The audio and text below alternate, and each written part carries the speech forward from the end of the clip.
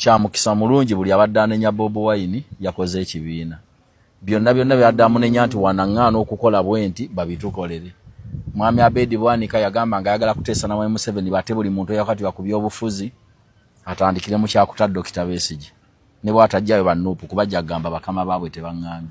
Omwadde task nene. Aje kakati alinda ateese ne Mwami Museveni bate Dr. Besigye ne Haji Obedi Lutale.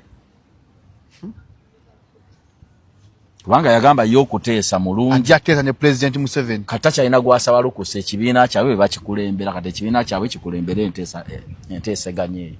Okutala Dr. Besigye ne Mwami Obedi Lutale. Azo bata tani myambozi yako chai nga tuli ku ludao yagamba mbu yesinga yakimaliriza dda naye kibiina kinnamu walukusa kati wali akuwalukusa kuba mukulemba mwadde wasekutale jeno yabwewa yawandiika n'amabaluwa yayina ne sitampu Abedi Bwanika yeye obasekutale jeno sitampu yazina mu office yayina ebisumuluzo ne wagenda ekiragulawo nawandika nako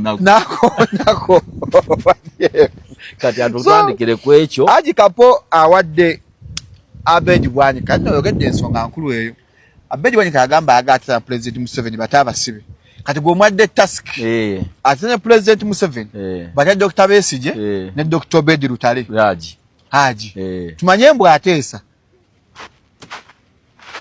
agambe kyekyo kye nalimba gamba agambe kyekyo kye nali ngamba bakama bange munno ne kibalema kati nze nkikoze tandiseeko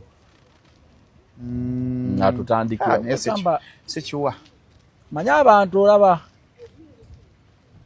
bolaba ng'omwana wa kunenya botagulira nnyina ngoye osanyukanga nnyo olunaku lwawasizza